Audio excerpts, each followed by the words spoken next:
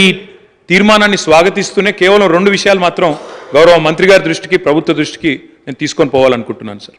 అధ్యక్ష, ఏ కార్యక్రమం చేపట్టినా ఇప్పుడే గౌరవనీయులు గంగుల కమలాకర్ గారు ఒక మంచి మాట చెప్పారు. బీహార్లో ఈ ప్రయత్నం చేసినారు. అక్కడ జనరల్ అడ్మినిస్ట్రేషన్ డిపార్ట్మెంట్ ద్వారా జీఏడీ ద్వారా అక్కడ ఈ కార్యక్రమాన్ని వారు ప్రయత్నం కూడా చేసినారు. ఆనాడు జేడీయూ కాంగ్రెస్ పొత్తులో ఉండే అనుకుంటా అక్కడ ప్రయత్నం ఆర్జేడీ పొత్తులో ప్రయత్నం చేసినారు. కానీ దురదృష్టవశాత్తు న్యాయపరమైన చిక్కులు రావడం వల్ల మొత్తం ప్రక్రియ ఆగిపోయింది. 500 కోట్లు బడ్జెట్లో పెట్టినప్పటికీ మొత్తం కార్యక్రమానికే విఘాతం కలిగి ఈరోజు ఎటు కాకుండా త్రిశంకు స్వర్గంలో వేలాడుతూ ఉన్నది.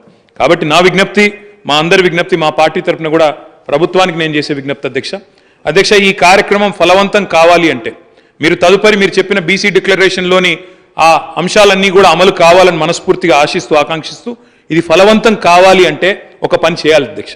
దయచేసి శాసనసభను పొడిగించండి, ఇంకా 2 రోజులు పొడిగించండి, బిల్లు ప్రవేశపెట్టండి. చట్టబద్ధత ఉంటేనే ఈ కార్యక్రమం ఫలవంతం అవుతుంది తప్ప లేకపోతే విఫలం అవుతుంది సార్. ఇంకొక మాట కూడా సార్, ఇప్పుడు జస్టిస్ రాజేందర్ కుమార్ సచార్ గురించి కూడా గౌరవ ముఖ్యమంత్రి గారు చెప్పినారు.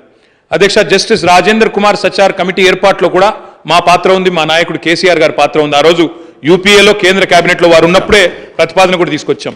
ఇప్పుడు ఎందుకు చెప్తా ఉన్నా ఈ మాట అంటే జ్యుడిషియల్ శాంక్టిటీ కానీ అధ్యక్ష ఒక్క నిమిషం మీరు చెప్పాలి చెప్పింది దానికి మొత్తం అధ్యక్ష చెప్పండి సార్, చాలా చెప్పండి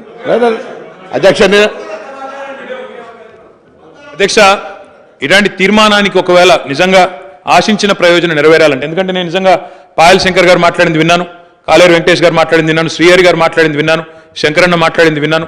అందరి గొంతుల్లో ఒక ఆవేదన ఉంది అధ్యక్ష. మా మంత్రి గారికి కూడా చాలా ఆవేదనలో డెఫినెట్గా వారికి కూడా ఆవేదన ఉంది.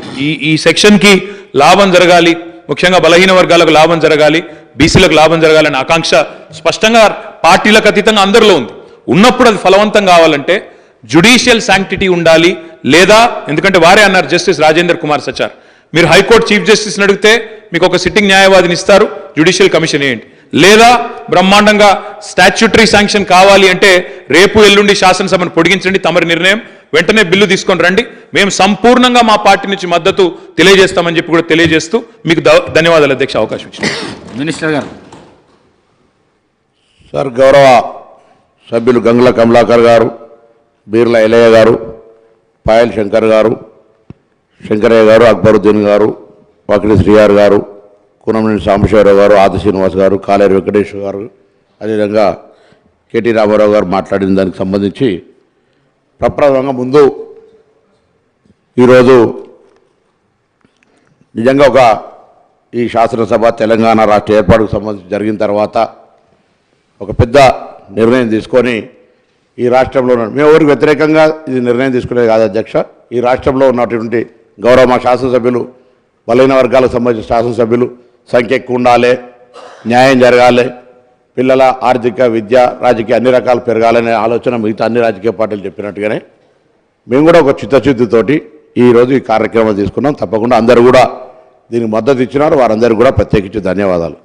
కానీ ఇందులో కొన్ని అంశాలకు సంబంధించి వారు లేవనెత్తినప్పుడు వారికి జవాబు చెప్పి ప్రభుత్వం తరఫున అందరు సహకారం అడుగుతాను. ఒకటి స్పష్టంగా చెప్తాను, ఇది విధి విధానాలకు సంబంధించి గౌరవ శాసనసభ్యుల్ని కావచ్చు, ఇందులో న్యాయం జరగాలి బలహీన వర్గాలకు అనేటువంటి ఆకాంక్షించే వాళ్ళు కావచ్చు, రాజకీయ పార్టీలు కావచ్చు, అందరికీ కూడా సహకారం తీసుకుంటూ ఎక్కడ కూడా వివక్షపూరితంగా ఏదో రాజకీయపరమైన అంశాలను తీసుకొని పోయేది, ఇది బలహీన వర్గాలకు న్యాయం జరగాలనేటువంటిది మా పార్టీ ఆకాంక్ష, మా ప్రభుత్వ ఆకాంక్ష అనే మాట సందర్భంగా మనం చేస్తున్నాం అధ్యక్ష.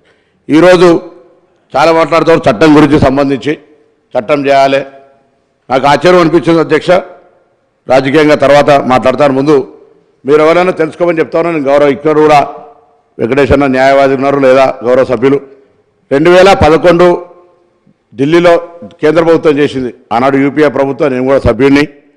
అప్పుడు ఏర్పడినటువంటి కేంద్ర ఓబీసీ పార్లమెంటరీ కమిటీలో సభ్యుడిగా దాదాపు దేశంలో ఉన్న 20 రాష్ట్రాలు తిరిగే అవకాశం వచ్చింది. తప్పకుండా బలహీన వర్గాల పట్ల ఒక కమిట్మెంట్ ఉంది.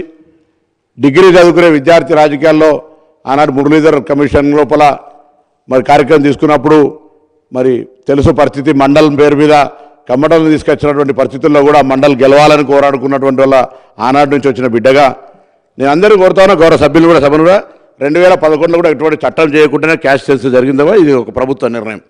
ఈరోజు కూడా మీరు ఎవరు కూడా అనుమానపడాల్సిన అవసరం లేదు. చట్టానికి సంబంధించి కావచ్చు చిత్తశుద్ధి ముఖ్యం. 2014లో